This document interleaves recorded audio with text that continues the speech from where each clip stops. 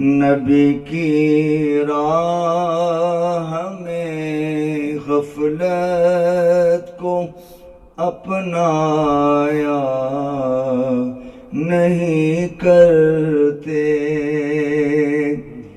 نبی کی راہ میں غفلت کو اپنایا نہیں کرتے، مدینے آ کے عاشق لوٹ کر جایا نہیں کرتے، مدینے آ کے عاشق لوٹ کر جایا نہیں کرتے، یہی ہے عشق کا مظہر۔ السلام علیکم، بسم اللہ الرحمن الرحیم۔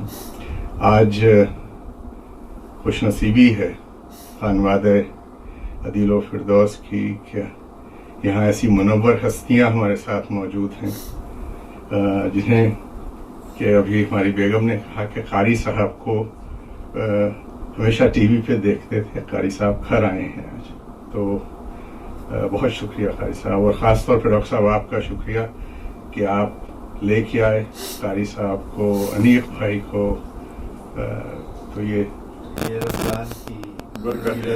رمضان کی برکت ہے، اور ساتھ ساتھ آپ کی محبت ہے کہ آج یہاں وہ تقریب ہونے جا رہی ہے، وہ محفل ہونے جا رہی ہے جس میں کہ ہمارے پیغمبر اسلام صلی اللہ علیہ وسلم کا تذکرہ ہوگا، اور آج کی محفل کا آغاز ہم کریں گے قاری صداقت صاحب کی قرأت، نعت اور دعا سے انشاءاللہ۔ اکثر اپنی محافل میں قاری صاحب ایک 4 مصرے ہیں عرفان دانش سکندری صاحب کے، وہاں سے ابتدا یا آخر میں یہی 4 مصرے پڑھتا ہوں، بہت پسند ہیں کہ دریدہ لاکھ سہی اس کے روبرو کر دے، دریدہ لاکھ سہی اس کے روبرو کر دے، نہ جانے کب تیرے دامن کو وہ رفو کر دے، نہ جانے کب تیرے دامن کو وہ رفو کر دے، اور زباں پہ حرف دعا رکھ یہ عین ممکن ہے، تو لب ہلائے وہ تکمیل آرزو کر دے۔ بس دادا، میری درخواست ہے قاری صاحب سے کہ آج ہماری والدہ کی نماز کی جگہ اور اس ان کی نام پہ بنائی گئی بیٹھک جو کہ 42 برس پرانی ہے، مشیگن سے شروع ہوا تھا سلسلہ، کہ آج یہاں منور ذکر سے مزید روشنی پھیلے گی۔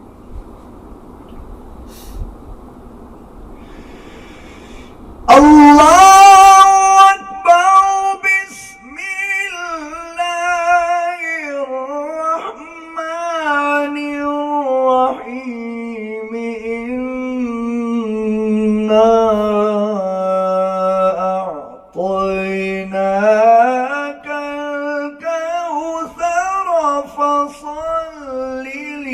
ربك وانحر إن شانئك هو الأبتر۔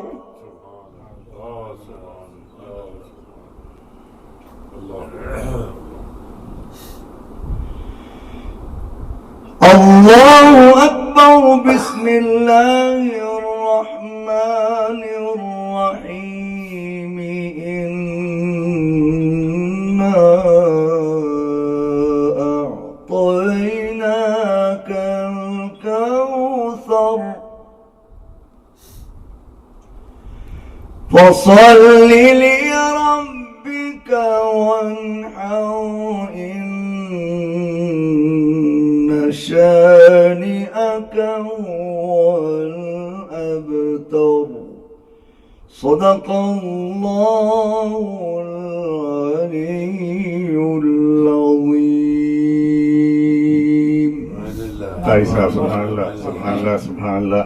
یہ دیکھیے کہ زندگی میں ایسے مواقع بھی آتے ہیں کہ ڈاکٹر صاحب قاری صاحب کو گھر آج پہلی دفعہ لے کے آئے اور قاری صاحب نے کہا مجھے نماز پڑھنی ہے, اور نماز کے لیے جا نماز جب بچھا رہے تھے تو انہوں نے کہا آپ کی نعت مل جائے گی کوئی, اور میں چاہوں گا میں نعت دیکھ لوں. کتاب یہاں رکھی ہوئی تھی, تو یہ دیکھیے کہ اللہ کی طرف سے ہوتا ہے یہ سارا کچھ, نصیبوں والی بات ہے کہ پلان نہیں تھا.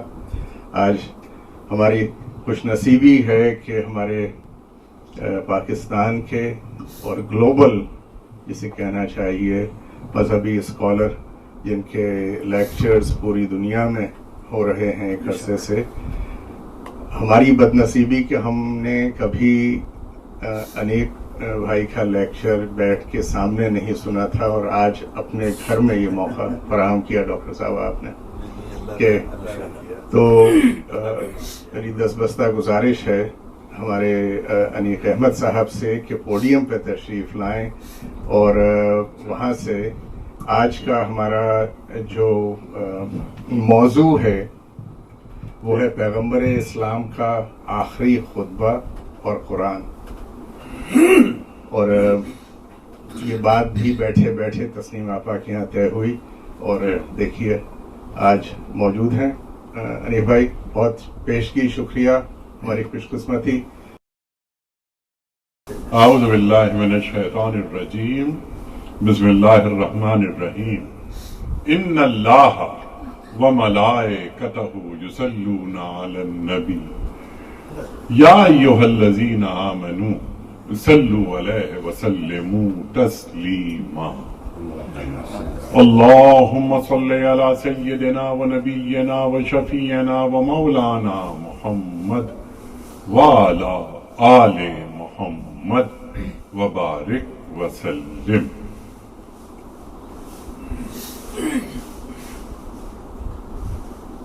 ڈاکٹر آصف قدیر صاحب, قاری سید صداقت علی صاحب آج کے ہمارے میزبان, سب کو جوڑنے والے بھائی عدیل زیدی, اور محترم خواتین و حضرات, بڑی خوشی ہوئی یہاں آ کر, اور یہاں آ کر ہمیشہ ہی خوشی نصیب ہوتی ہے.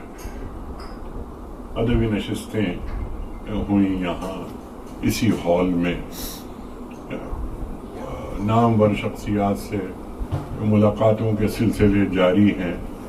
عدیل بھائی کا ایک خاص تعلق ہے ادب سے اور ادبی سرگرمیوں سے. اچھا لگتا ہے کہ دیار غیر میں آنے کے بعد بھی, یا دیار غیر میں آ کر بھی, ایک شخص اپنی تہذیب سے جڑا ہوا ہے. کیا ہے یہ, یعنی کیا اچھی بات محسوس ہوتی ہے, اور تہذیب کی بازیاب میں لگا رہتا ہے. تو عدیل زیدی صاحب سے مل کر ہمیشہ اچھا لگا. جیسا کہ فرمایا کہ ماہ مبارک ماہ رمضان یہ نزول قرآن کا مہینہ, یہ نزول قرآن کا مہینہ.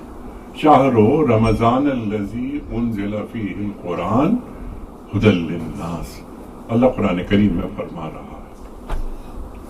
تو یہ نزول قرآن کا مہینہ اور قرآن بہت بڑا موضوع. لیکن عدیل بھائی نے ایک بات بہت اچھی کہی, بڑی زبردست, کہ جو آخری خطبہ ہے سرکار دو عالم صلی اللہ علیہ وآلہ وسلم کا, اس پہ گفتگو عام طور پر نہیں ہوتی, ہونی چاہیے. بہت اچھی بات ہے, ہونی چاہیے. نزول قرآن کی بات ابھی میں نے آپ کی خدمت میں عرض کی کہ نزول قرآن کا مہینہ, میں نے قرآن کریم کی آیت بھی یہاں تلاوت کرنے کی سعادت حاصل کی. قرآن کریم کا نزول مکمل ہوا سرکار دو عالم صلی اللہ علیہ وآلہ وسلم حج ادا کرنے تشریف لے گئے, اور وہاں یہ جسے ہم کہتے ہیں کہ عالمی وصیت, عالمی منشور, وہ اللہ کے رسول صلی اللہ علیہ وآلہ وسلم پیش فرما رہے ہیں. تو قرآن اور آخری خطبہ آپ کا کیسے جڑ جاتے ہیں آپس میں, اس پر بھی انشاءاللہ بات کریں گے. لیکن پہلی بات قرآن. ماہ رمضان، انا انزلناہ فی لیلۃ القدر، یہ قرآن کریم یہ شب قدر میں نازل ہوا۔ اللہ تعالیٰ قرآن کریم میں ارشاد فرما رہا ہے، قرآن کریم 22.5 برس میں تقریباً یعنی جستا جستا نجمن نجمن نازل ہوتا رہا۔ آغاز ہو رہا ہے اقرأ بسم ربک الذی خلق، خلق الانسان من علق، اقرأ وربک الاکرم الذی علم بالقلم، علم الانسان ما لم یعلم۔ سرکار دو عالم صلی اللہ علیہ وآلہ وسلم غار حرا، سرکار دو عالم صلی اللہ علیہ وآلہ وسلم پہلی وحی نازل ہوئی۔ ذرا اس پہ توجہ فرمائیے گا، ایک خاص نکتہ میں یہاں بیان کرنا چاہ رہا ہوں۔ اقرأ بسم ربک الذی خلق جب پہلی وحی نازل ہوئی، اس سے 15 برس پہلے غار حرا آپ کا جانا ایک معمول تھا، ہم سب نے پڑھا۔ سرکار دو عالم صلی اللہ علیہ وآلہ وسلم اس وحی کے بعد، اس وحی کے نزول کے بعد کبھی غار حرا میں نظر آئے؟ نہیں نظر آئے۔ دوسری وحی یا ایھا المدثر قم فانذر وربک فکبر، پھر وحی کے سلسلہ آگے بڑھتا چلا گیا۔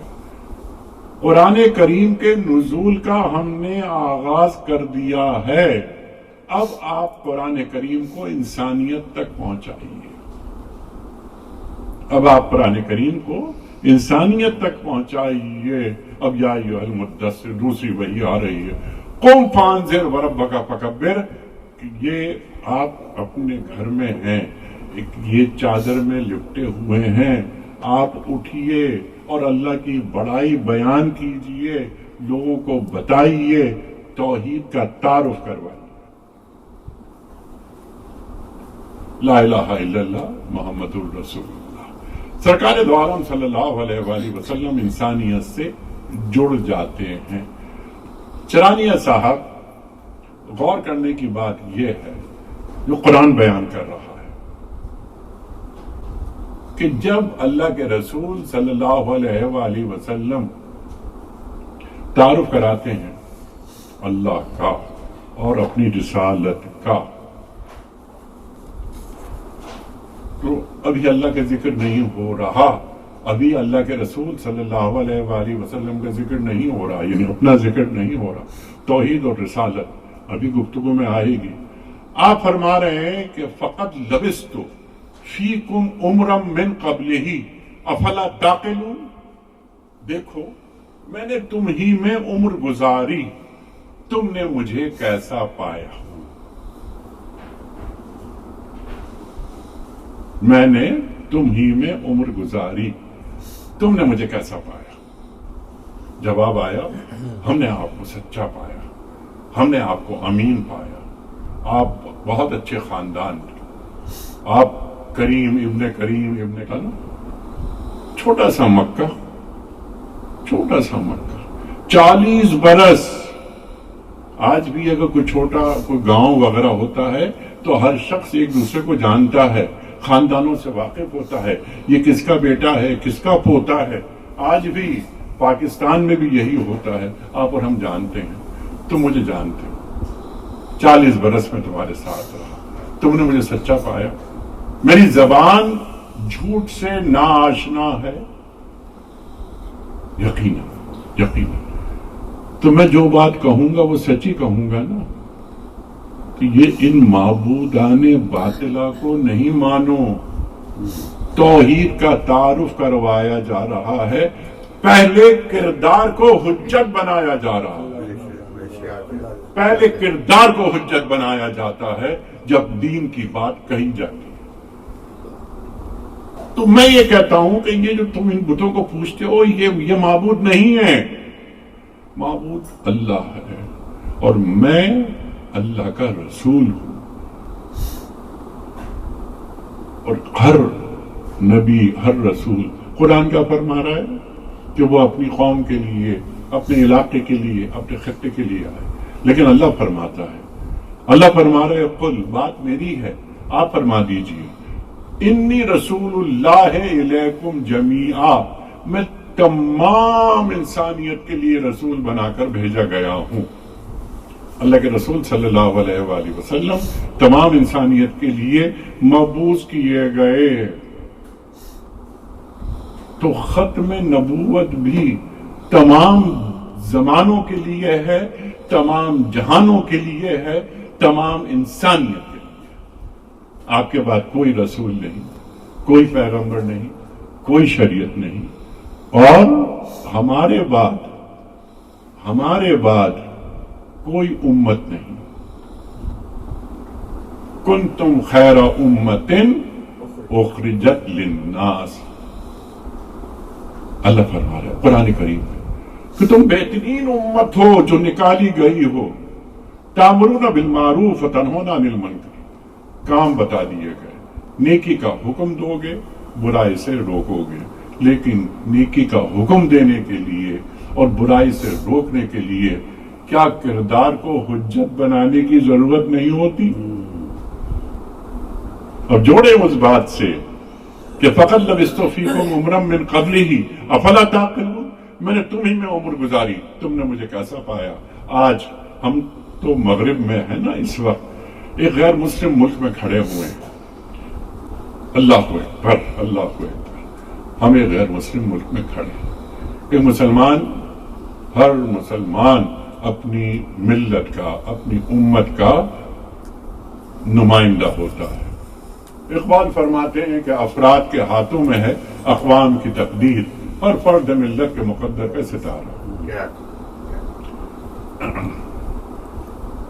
یہاں رہنے بسنا والا شخص جب اپنے بہترین اخلاق سے، اپنے بہترین کردار سے غیر مسلموں کو متاثر کر دے، تو کیا غیر مسلم یہ نہیں سوچے گا کہ اس مسلمان کا کردار اتنا اچھا ہے تو ان کے رسول کا کردار کتنا شاندار ہے؟ یہ ہے ایک امتی کا کردار جو امتی نمائندہ ہوتا ہے۔ وہ اقبال فرماتے ہیں، میں نے کہا ابھی اسی ذیل میں وہ کتابی پیش کر دوں اقبال کا کہ تو غنی از ہر دو عالم من فقیر، روز محشر عذرہائے من پذیر، گر تمہیں بینی حسابم ناگزیر، از نگاہ مصطفیٰ پنہا بگیر۔ یہ اقبال فرما رہے ہیں، اے اللہ تو غنی از ہر دو عالم من فقیر، تو غنی ہے از ہر دو عالم من فقیر، میں تو فقیر ہوں۔ روز محشر عذرہائے من پذیر، اور روز محشر میری یہ مدعا، میری درخواست، یہ اس کو قبول کر لیجئے گا۔ گھر تمہیں بینی حسابم ناگزیر، اگر حساب کتاب ناگزیر ہو جائے، از نگاہ مصطفیٰ پنہا بگیر، مجھے محمد مصطفیٰ، احمد مجتبیٰ صلی اللہ علیہ وآلہ وسلم کی نگاہوں سے دور رکھیے، میرے بدعمال، میری بدعمالیاں یہ میرے رسول کو شرمندہ نہ کر دیں۔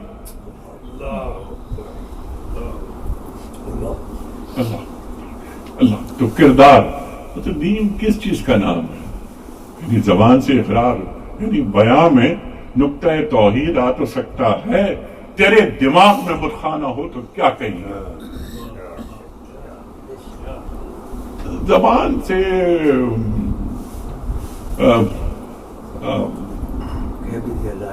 کیا ہے پہلا مصرع، زبان سے کہہ بھی دیا لا الہ تو کیا حاصل، دل و نگہ مسلمان نہیں تو کچھ بھی نہیں۔ دین نام ہے عمل کا۔ قرآن کیا فرما رہا ہے؟ یا ایھا الذین آمنوا لما تقولون ما لا تفعلون، کبر مقتا عند اللہ ان تقولوا ما لا تفعلون۔ اے لوگو جو ایمان کے دعوے دار ہو، وہ بات کیوں کہتے ہو جس پہ تم خود عمل نہیں کرتے؟ اللہ کو یہ بات بڑی ناگوار گزرتی ہے۔ محترم حاضرین محفل، قرآن ایک معجزہ، قرآن زمین والوں سے اللہ کا آخری خطاب، تمام آسمانی کتابیں قرآن کریم میں موجود۔ قرآن کریم ان تمام آسمانی کتابوں کا مہیمن کا مطلب نگہبان، نگہدار۔ سابقہ کتب پر ایمان لائے بغیر ہمارا ایمان مکمل نہیں ہوتا، سابقہ انبیاء پر ایمان لائے بغیر ہمارا ایمان مکمل نہیں ہوتا۔ لیکن کیا ہم کسی غیر مسلم کو یہ بتانے میں کامیاب ہوئے؟ بہت سے لوگ ہوئے ہیں، لیکن مجموعی طور پر کیا ہم کامیاب ہوئے کہ اے میرے مسیحی دوست، اے میرے یہودی دوست، جو موسیٰ علیہ السلام نے کہا تم اس پر تو ایمان لاؤ گے نا؟ تو توریت پہ ہمارا ایمان ہے، قرآن پہ تمہارا ایمان نہیں ہے۔ بائبل پہ، انجیل پہ ہمارا ایمان ہے، تمہارا قرآن پر ایمان نہیں ہے۔ تم کم از کم اتنا دیکھ لو کہ تمہارے رسول نے، اچھا رسول کی بات حجت ہوتی ہے، جو بھی جس رسول کا امتی ہوگا اس اپنے رسول کی بات کو ماننا اس کے لیے لازم ہوگا۔ تم موسیٰ علیہ السلام کو مانتے ہو تو تم یہ بھی دیکھو کہ موسیٰ علیہ السلام نے سرکار دو عالم صلی اللہ علیہ وآلہ وسلم پر ایمان لانا کتنا ضروری قرار دیا۔ تم اگر مسیحی ہو بہت اچھی بات ہے، ہم بھی مسیح علیہ السلام کو مانتے ہیں، ہم انجیل کو مانتے ہیں۔ تم یہ دیکھو کہ مسیح علیہ السلام نے سرکار دو عالم صلی اللہ علیہ وآلہ وسلم پر ایمان لانا کتنا ضروری قرار دیا ہے۔ تم جب دین قبول کرتے ہو تو تم تبدیل مذہب نہیں کرتے، تم تبدیل مذہب نہیں کرتے، تم تکمیل مذہب کرتے۔ تو اللہ تعالی کے نزدیک ان دین عند اللہ الاسلام، اللہ کے نزدیک دین تو اسلام ہی۔ تو سرکار دو عالم صلی اللہ علیہ وآلہ وسلم کی نبوت پر ایمان لانا، بلکہ آپ کی ختم نبوت پر ایمان لانا، آپ کے بعد کوئی رسول نہیں، کوئی پیغمبر نہیں، اور قرآن کے بعد کوئی کتاب نہیں۔ ہمارا رول کیا ہونا چاہیے؟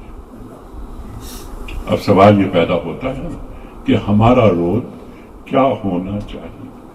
اب قرآن اتنا بڑا موضوع ہے کہ اس پر گھنٹوں نہیں، دنوں نہیں، مہینوں نہیں، سالوں، پوری زندگی بات کی جا سکتی ہے۔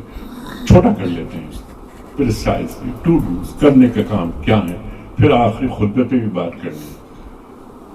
قرآن کریم کا ایک ایک لفظ موتی ہے، ہمارا ایمان ہے۔ ہمیں الحم سے لے کے والناس تک ہمیں پڑھنا چاہیے، قرآن کریم کو اپنے اندر اتارنا چاہیے، لیکن کم از کم قرآن کریم کی ان آیات کو تو ضرور دیکھ لینا چاہیے جن کا آغاز یا ایھا الذین آمنوا سے ہو رہا ہے۔ یا ایھا الذین آمنوا، میں اور آپ، ہم اہل ایمان ہیں، کسی سڑک پر چلنے والے سے بات نہیں ہو رہی ہے اللہ تعالیٰ کی۔ اللہ تعالیٰ قرآن کریم میں یا ایھا الذین آمنوا کہہ کر یہ بات بتا رہا ہے ہمیں کہ میں تم سے مخاطبت کر رہا ہوں۔ قرآن کریم میں 89 مرتبہ اللہ تعالیٰ مخاطبت فرماتا ہے۔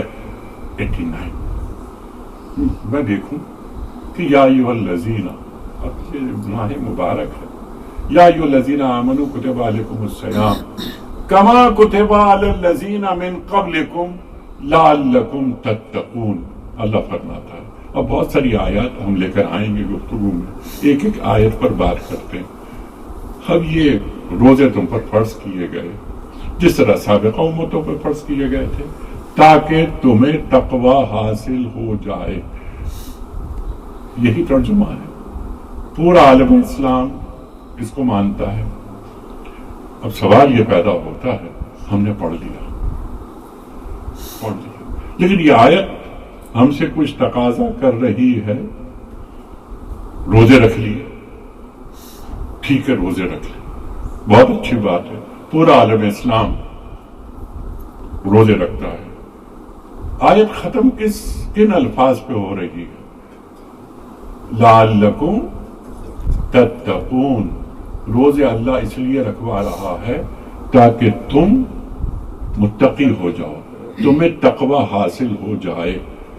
ہم نے روزے رکھے تھے 25 میں بھی، 24 میں بھی، 10 سال پہلے بھی، 20 سال پہلے بھی، 40 سال پہلے بھی. کیا ہمیں تقوی حاصل ہوا؟ لعلکم تتقون. میں کام کر رہا ہوں، آپ ایک کام کر رہے ہیں، تو اس کا اینڈ ریزلٹ ہمیں چاہیے نا.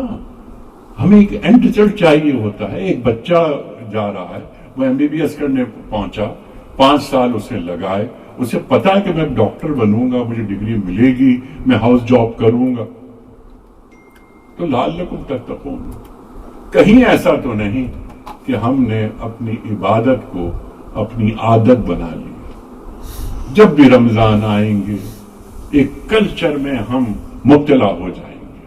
وہ کلچر آ گیا، روزے رکھیں گے، شام کو سب بیٹھیں گے، افطار کریں گے، پھر رات گزرے گی، پھر ہم سحری کریں گے، پھر دن گزرے گا، ہم کچھ گفتگو کریں گے، ایک خاص ماحول میں آ جائیں گے. رمضان کا مہینہ کو ایک خاص ماحول پیدا کر دیتا ہے، یہ ہم اور آپ جانتے ہیں. لیکن دین محض کلچر نہیں ہے. کلچر ہونا چاہیے، دین کو کلچرلائز بنانا چاہیے، لیکن دین کی روح غائب نہ ہو جائے. رہ گئی رسم اذاں، روح بلالی نہ رہے. تو وہ ملا کی اذاں اور مجاہد کی اذاں اور. اقبال فرماتا ہے تو وہ یہ الفاظ و معنی میں تفاوت نہیں، لیکن الفاظ و معنی وہ ایک مولوی کی اذان میں وہی الفاظ ہوتے ہیں اور ایک مجاہد کی اذان میں بھی وہی الفاظ ہوتے ہیں، لیکن دونوں میں کتنا فرق ہوتا ہے. تو لعلکم تتقون پر کیا ہم نے غور کیا؟ کیا ہمیں تقوی حاصل ہوا؟ یا شوال میں پہنچ کر ہم نے اپنے آپ کو یہ دیکھا جانا اور غور کیا، یا ہم نے اپنے آپ کو چیک کیا کہ شعبان میں میرا تقوی کس جگہ تھا اور شوال میں کیا میں اس تقوی میں کوئی بڑھوتری کر سکا، آگے بڑھا یا نہیں بڑھا. قرآن کریم کی ایک آیت میں آپ کی خدمت میں پیش کروں، اور بہت ساری آیات، جیسا کہا 89 آیات. ایک آیت بار بار، جسے کہتے ہیں نا کہ ایک آپ کو ایک مسلسل ایک کھٹانا جسے کہتے ہیں، اللہ بتاتا ہے، بار بار کہتا ہے کہ دیکھو دیکھو دیکھو. یا ایھا الذین آمنوا آمنوا باللہ ورسولہ. یا ایھا الذین آمنوا آمنوا باللہ ورسولہ. اے لوگو جو ایمان لائے ہو، ایمان لاؤ اللہ پر اور رسول پر. اب آدمی دونوں ہاتھوں سے اپنا سر پکڑ لے کہ بھئی یا ایھا الذین آمنوا آمنوا باللہ ورسولہ. اللہ کیوں کہہ رہا ہے یہ بات کہ اے لوگوں جو ایمان لائے ہو، ایمان لاؤ اللہ پر، اللہ کے رسول صلی اللہ علیہ وسلم. وہ ایمان جو اللہ اور اللہ کے رسول صلی اللہ علیہ وآلہ وسلم کو ہم سے مطلوب ہے، وہ ایمان. وہ لوگ ہم مردم شماری میں کے لیے تو ہم مسلمان ہیں، لیکن وہ مسلمان جو اللہ ہمیں دیکھنا چاہتا ہے، وہ کلمہ جو ہم نے پڑھا، جو ہم نے گواہی دی، ہم نے گواہی دی نا کہ اشہد ان لا الہ الا اللہ وحدہ لا شریک لہ واشہد ان محمدا عبدہ ورسولہ. یہ گواہی کیا ہے؟ گلزار بھائی، اذان کی آوازیں آتی ہیں پاکستان میں تو آتی ہیں، ہم آواز سنتے ہیں کہ ہاں اللہ اکبر اللہ اکبر، اشہد ان لا الہ الا اللہ، اشہد ان محمد رسول اللہ. اللہ اکبر. کیا مطلب ہے اس کا؟ کہ اللہ بڑا ہے، اللہ سب سے بڑا ہے، اللہ ہی بڑا ہے، تو ہم کیا اللہ کو بتا رہے ہیں کہ اللہ تو سب سے بڑا ہے؟ اللہ کے علم میں ہے یہ بات کہ وہ سب سے بڑا ہے. ہم اب دے رہے اللہ اکبر اللہ اکبر، اگلی بات اشہد ان لا الہ الا اللہ اشہد ان محمد الرسول اللہ اکبر. ہم گواہی دیتے ہیں، ہم کہتے ہیں نا، ہم گواہی دیتے ہیں کہ اللہ کے سوا کوئی معبود نہیں. گواہی حاضر میں ہوتی ہے، غائب میں نہیں ہوتی. اشہد ان محمد الرسول اللہ، ہم گواہی دیتے ہیں کہ محمد صلی اللہ علیہ وآلہ وسلم اللہ کے رسول ہیں. ہاں رسول ہیں، لیکن گواہی دی، گواہی کس سے ہوتی ہے؟ اپنے اعمال سے. جو ہمارا محبوب ہوتا ہے ہم کبھی یہ نہیں چاہتے کہ کوئی ایسی بات اس تک پہنچے کہ جس سے وہ ناراض ہو. قرآن کیا کہہ رہا ہے؟ قرآن کیا کہہ رہا ہے؟ مقام مسلم کے حوالے سے میرا آپ کا اپنے رسول سے کیا رشتہ ہے، بلکہ میرا اور آپ کا اللہ سے کیا رشتہ ہے. قرآن فرما رہا ہے سورہ بقرہ کہ والذین آمنوا اشد حبا للہ، جو اہل ایمان ہوتے ہیں وہ اللہ سے ٹوٹ کے محبت کرتے ہیں. والذین آمنوا اشد حبا للہ، جو اہل ایمان ہوتے ہیں، ہم اہل ایمان ہیں نا، اللہ سے ٹوٹ کے محبت کرتے ہیں. اللہ سے ٹوٹ کے محبت کسے کہتے ہیں؟ اللہ سے محبت کیسے کی جاتی ہے؟ کیا ہمیں معلوم ہوا؟ کیا ہماری تربیت ہوئی؟ کیا تربیت گاہیں ہیں؟ کیا ہمارے مربی ہیں؟ کیا ہمارے بڑے ہیں؟ کیا وہ محفلیں موجود ہیں کہ جن کے پاس جا کر آدمی جن محفلوں میں بیٹھ کر سیکھ کر آئے؟ اور کم از کم ایک بات ضرور ہو کہ ان محفلوں میں آدمی جائے تو دنیا سے جتنی محبت اس کے دل میں تھی جاتے وقت، جب وہ واپس آئے تو وہ یہ محسوس کرے کہ ہاں وہ محبت کم ہو گئی. یہ بات ہے اللہ سے محبت کی. اب میں عرض کرتا ہوں آپ کی خدمت میں نبی کا مقام. سمپل، النبی اولا بالمومنین من انفسہم. ہماری اور آپ کی جو جانیں ہیں، اللہ قرآن میں فرما رہا ہے ان کے اوپر ہے اللہ کے رسول صلی اللہ علیہ وآلہ وسلم کا مقام. یہ معلوم ہمیں ہو گیا، قرآن نے بتا دیا. اللہ بتا رہا ہے کہ دیکھو یہ رسول ہیں تمہارے. اب رسول کا مقام تو یا ایھا الذین آمنوا لا ترفعوا اصواتکم فوق صوت النبی، کبھی بھی ان کی آواز سے اوپر آواز نہیں کرنا. یہ آواز صرف یہ آواز نہیں، اللہ کے رسول نے ایک بات فرما دی، جب فرما دی تو بات ختم. اس آواز پر اپنی آواز کبھی بلند نہیں ہوتی. اللہ نے ایک تمہاری کیا، یہ اللہ تعالیٰ آگے کیا فرما رہا ہے؟ اگر تم نے ایسا کیا تمہارے اعمال ضائع ہو جائیں گے اور تمہیں اس کی خبر بھی نہیں ہوگی. اللہ اکبر اللہ اکبر. تو رسول کا مقام کیا ہے؟ قرآن میں اللہ فرما رہا ہے عدیل زیدی صاحب کہ وما آتاکم الرسول فخذوہ وما نہاکم عنہ فانتہوا. کیا مطلب ہے؟ سمپل بات، جو رسول تمہیں دیں لے لو، جس سے روک دیں روک جاؤ. زندگی کتنی آسان ہے. یرید اللہ بکم الیسر، اللہ کا ارادہ یہ ہے کہ تمہارے ساتھ آسانیاں رکھے. اللہ کے رسول فرماتے ہیں صلی اللہ علیہ وآلہ وسلم الدین یسر، دین آسان ہے، دین آسان ہے. تو دین کو مشکل نہیں بنایا نہ اللہ نے اور نہ سرکار دو عالم صلی اللہ علیہ وآلہ وسلم نے کہ کوئی ناممکن العمل کوئی کام کہ آپ کے اور ہمارے سر لگا دیا گیا. بلکہ قرآن کریم کے آیت یاد آئی بلکہ اس سے پہلے یا ایھا الذین آمنوا، یا ایھا الذین آمنوا اتقوا اللہ حق تقاتہ ولا تموتن الا وانتم مسلمون، اے لوگو جو ایمان کے دعوے دار ہو اللہ کا تقوی اختیار کرو، جیسا کہ اللہ کا تقوی اختیار کرنے کا حق ہے۔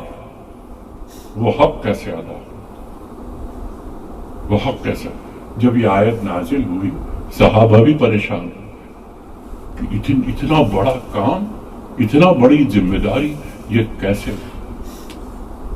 قرآن کریم میں آیت نازل ہوئی، اس کا حصہ فاتقوا اللہ ما استطعتم، کم از کم اتنا تقوی تو اختیار کرو جتنی تم میں استطاعت ہے۔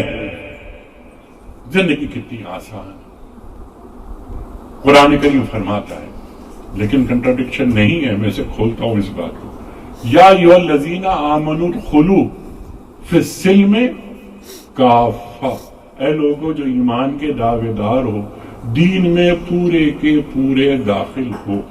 یہ اللہ کی ڈیمانڈ ہے، لیکن کیا یہ ضروری ہے کہ وہ تقوی یا دین کا وہ علم جو بڑوں کے پاس رہا؟ بھائی مجھ سے زیادہ تقوی آپ کا ہو سکتا ہے، آپ سے زیادہ تقوی ان کا ہو سکتا ہے، ان سے زیادہ ان کا ہو سکتا ہے۔ جتنی کوشش ہم کر سکتے ہیں ہمیں اتنی کوشش کرنی چاہیے، اتنی کوشش ہمیں ضرور کرنی چاہیے، اور تاکہ ہم اللہ تعالیٰ کے سامنے سرخرو رہیں کہ اے اللہ میں نے پوری کوشش کی اور تو نیتوں کے بھید جانتا ہے، میں نے کبھی بھی تیری عبادت میں اور تیری فرما برداری میں کبھی خود کو پیچھے نہیں رکھا۔ ہاں اگر کچھ مسائل میرے ساتھ پیدا ہوئے تو اے اللہ تو سب جاننے والا ہے، تو علیم ہے، تو خبیر ہے، تو میری طرف سے کوئی ڈنڈی نہیں ماری گئی۔ بس اتنی سی بات ہے، اللہ تعالی ہمیں اس طرح دیکھنا چاہتا ہے۔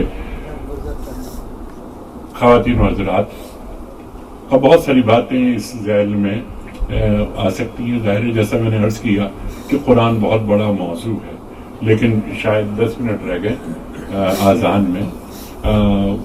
عدیل بھائی نے جو بات کی، جو بہت اچھی بات کی کہ یہ آخری خطبہ، اس پر گفتگو نہیں ہوتی، تو تھوڑی سی گفتگو آخری خطبے کے حوالے سے۔ میں نے آغاز میں یہ عرض کیا تھا کہ قرآن کریم مکمل ہو گیا، نزول قرآن مکمل ہو گیا، آخری خطبہ۔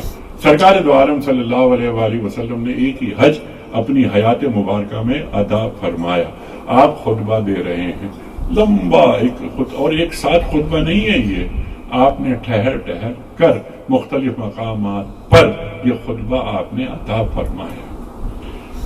دیکھیے 2-3 باتیں پہلے، اس کے بعد اس کے چند جو نکات ہیں اس پہ بات کریں گے۔ سرکار دو عالم صلی اللہ علیہ وآلہ وسلم سے پہلے حج کس تاریخ کو ہوتا تھا؟ میرا سوال آپ سے، آپ حضرات سے، کس تاریخ کو ہوتا تھا؟ میں عرض کر دیتا ہوں آپ سے کہ مشرکین اور کفار کیا کرتے تھے کہ یہ تاریخ کو آگے پیچھے کر دیتے تھے، تاریخ کو، اور وہ کہتے تھے یہ نسائی کے مہینے ہیں، نسائی کے مہینے میں یہ محترم مہینے ہیں، ان محترم مہینوں میں جنگ نہیں ہو سکتی۔ اچھا ان کی جنگ چل رہی ہے، اب جنگ چل رہی ہے، تو اب یہ کیا ہوگا کہ جنگ میں یہ حج کیسے ہوگا؟ تو ہم تو نہیں کر سکتے، یہ منع ہے، کیونکہ حج تو پہلے سے ہوتا چلا آ رہا ہے نا۔ تو رجب، ذیقعدہ، ذیلحج، محرم، یہ 4 مہینے احترام کے مہینے، یہ ایک اصول جاری تھا۔ تو حج کو آگے لے گئے یا حج کو پیچھے لے گئے اپنے حساب سے۔ اب اللہ کے رسول صلی اللہ علیہ وآلہ وسلم گفتگو فرما رہے ہیں اور پوچھ رہے ہیں کہ آج کون سا دن ہے، کون سا مہینہ ہے، آج کون سا دن ہے، کون سا مہینہ ہے؟ صحابہ نے عرض کی کہ اللہ اور اللہ کے رسول صلی اللہ علیہ وآلہ وسلم زیادہ جانتے ہیں۔ آپ نے فرمایا یہ ذی الحج کا مہینہ ہے اور 9 تاریخ، اور آپ نے ایک جملہ فرمایا کہ حج گھومتا گھومتا گھومتا اپنی اصل جگہ پر آ گیا ہے، اور اب قیامت تک 9 ذی الحج کو حج ہوگا۔ الحج عرفہ، اللہ کے رسول فرماتے ہیں، یعنی میدان عرفات ہے نا، اصل میدان عرفات میں جانا اصل میں حج اسی کا نام ہے نا، الحج عرفہ، اللہ کے رسول فرماتے ہیں صلی اللہ علیہ وآلہ وسلم۔ تو ایک یہ بہت بڑی ایک یہ تاریخی حقیقت، میں نے کہا شاید کچھ لوگوں کے لیے ایک یہ نئی بات ہو تو میں یہ عرض کر دوں۔ آپ صلی اللہ علیہ وآلہ وسلم اب ارشاد فرما 41-42 اس میں نکاح تھے، لیکن 2-4 بیان کر دیتے ہیں بڑے بڑے۔ خواتین بھی یہاں تشریف فرما ہے، اللہ کے رسول اس خطبے میں فرماتے ہیں کہ دیکھو یہ عورتوں کے تعلق سے تم ہمیشہ اللہ سے ڈرتے رہنا، کہ عورتوں کا احترام، عورت کا مقام یہ بتایا جا رہا ہے۔ اور آپ فرما رہے ہیں اللہ کے رسول صلی اللہ علیہ وآلہ وسلم کہ دیکھو تم نے ان کا ہاتھ اللہ کو گواہ بنا کر لیا تھا، ان کا ہاتھ اللہ کو گواہ بنا کر لیا تھا۔ یعنی ایک معاشرے میں یعنی سوسائٹی کا سدھار، سوسائٹی کتنی رہنے کے لائق بنے، تو اللہ کے رسول صلی اللہ علیہ وسلم ارشاد فرما رہے ہیں، اللہ کے رسول فرماتے ہیں کہ میں جہالت کی تمام رسومات اپنے قدموں کے نیچے رونتا۔ اب ٹون دیکھیں آپ، یہ دیکھیں، جہالت کی تمام رسومات اپنے قدموں تلے رونتا۔ سود کا خاتمہ ہو گیا، سود کا خاتمہ، اور میں سب سے پہلے اپنے چچا حضرت عباس کا سود معاف کرتا ہوں۔ ختم ہو گئی بات۔ اب سود قیامت تک نہ لیا جائے گا نہ دیا جائے گا۔ ابہام پیدا کرنے کی کوشش کی جاتی ہے کہ نہیں سود لینا حرام ہے، سود دینا حرام نہیں۔ احادیث کو نکال دیا جائے، سرکار دو عالم صلی اللہ علیہ وسلم کے جو احکامات ہیں ان کو ہٹا دیا جائے تو سود کا مکمل خاتمہ ہوگا۔ آخری نقطہ میں چاہتا ہوں اس پر ذرا تفصیلی بات کرتا ہوں۔ بہت مشہور ہے نا یہ بات، گورے کو کالے پر، کالے کو گورے پر، عربی کو عجمی پر، عجمی کو عربی پہ کوئی فضیلت نہیں۔ معیار کیا ہے؟ معیار کیا ہے؟ تقویٰ ہے۔ اتقاکم، تم میں بزرگ، مکرم، بہتر کون ہے؟ وہ ہے کہ جو تقوی میں برتر ہے۔ تقوی کا ذکر ہوا نا یہ آخری خطبہ، یا ایھا الذین آمنوا کتب علیکم الصیام کما کتب علی الذین من قبلکم لعلکم تتقون۔ ماہ مبارک، ماہ رمضان، تقوی، آخری خطبہ، وہاں بھی تقوی کہ تم میں بہتر وہ ہے۔ تقوی کیا ہے؟ اب سوال یہ پیدا ہوتا ہے نا، سیکھنے کی کوشش کرتے ہیں کہ تقوی کسے کہتے ہیں؟ تقوی تقوی تقوی، بار بار تقوی۔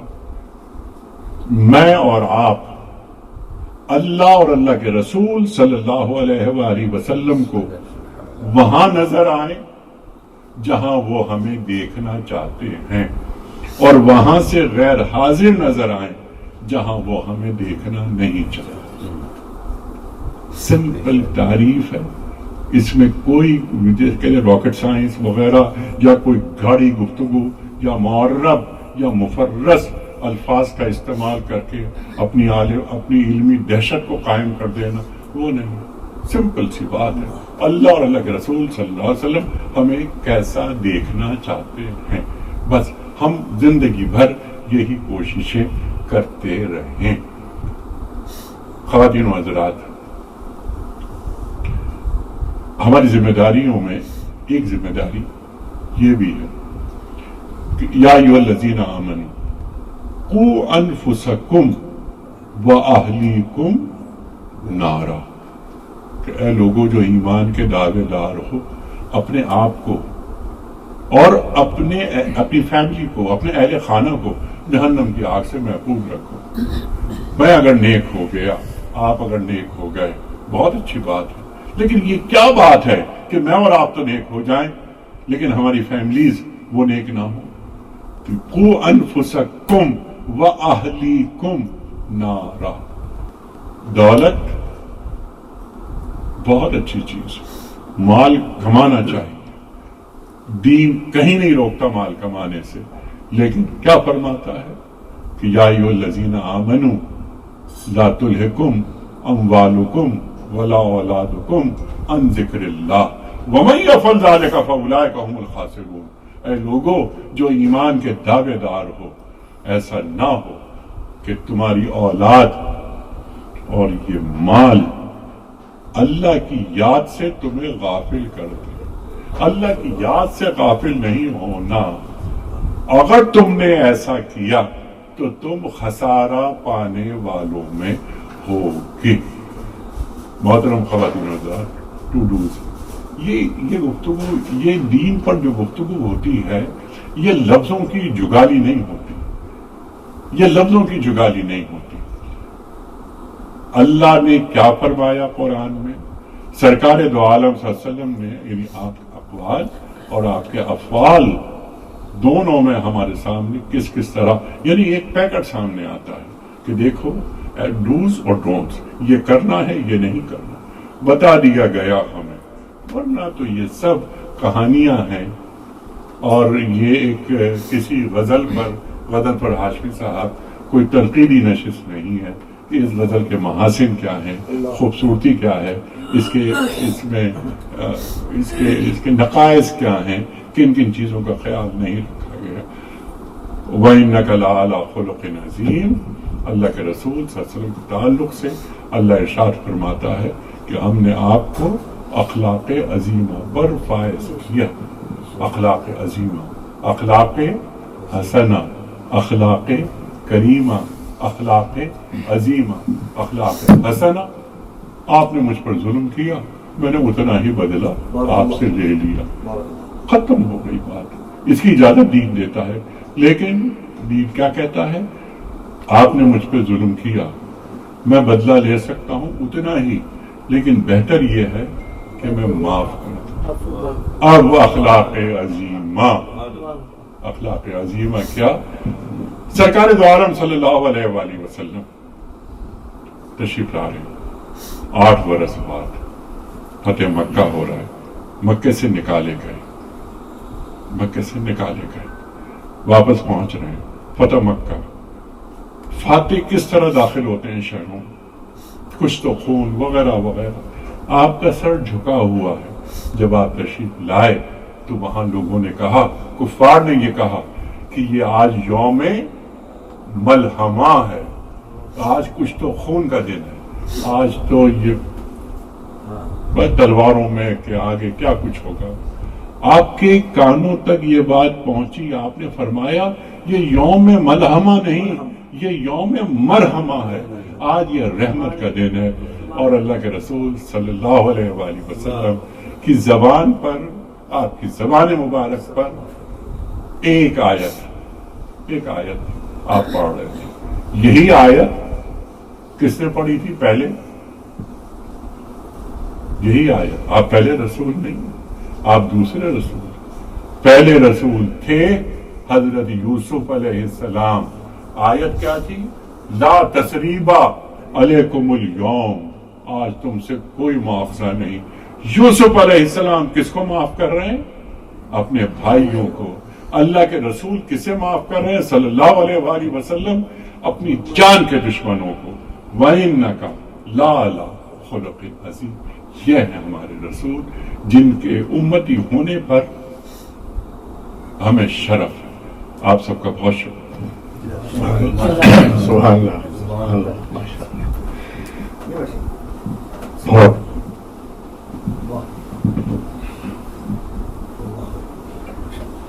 अनीफ भाई, पहली दफ़ा आपका दर्स कुरान और आखिर में आपने आखिरी खुतबे का जिक्र फरमाया।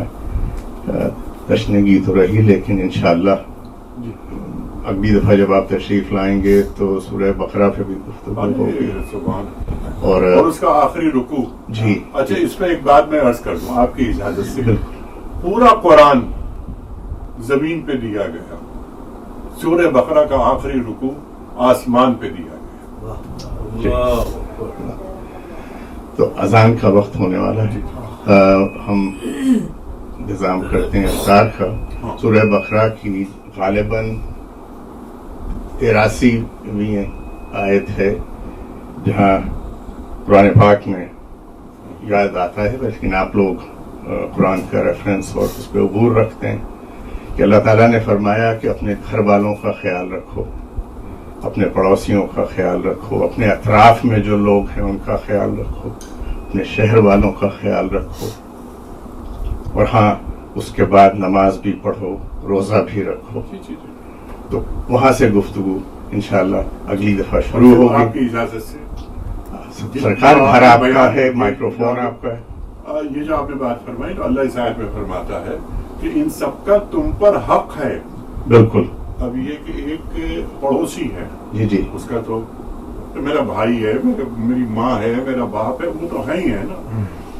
एक आदमी जो आपका आर्जी साथी है, यानी आप ट्रेन में हैं, आप बाय एयर सफर कर रहे हैं, आपके बराबर कोई बैठा है, तो उसका भी हक है आप पर कि आप उसका ख्याल रखें। ये कुरान बता।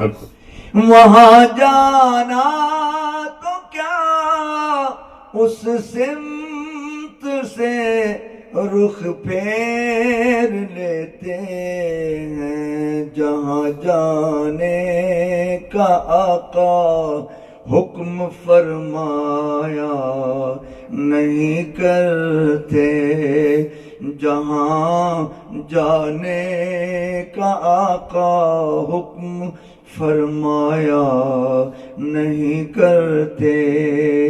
यही बतला रही है जिंदगी सलमान बूज़र की, यही बतला रही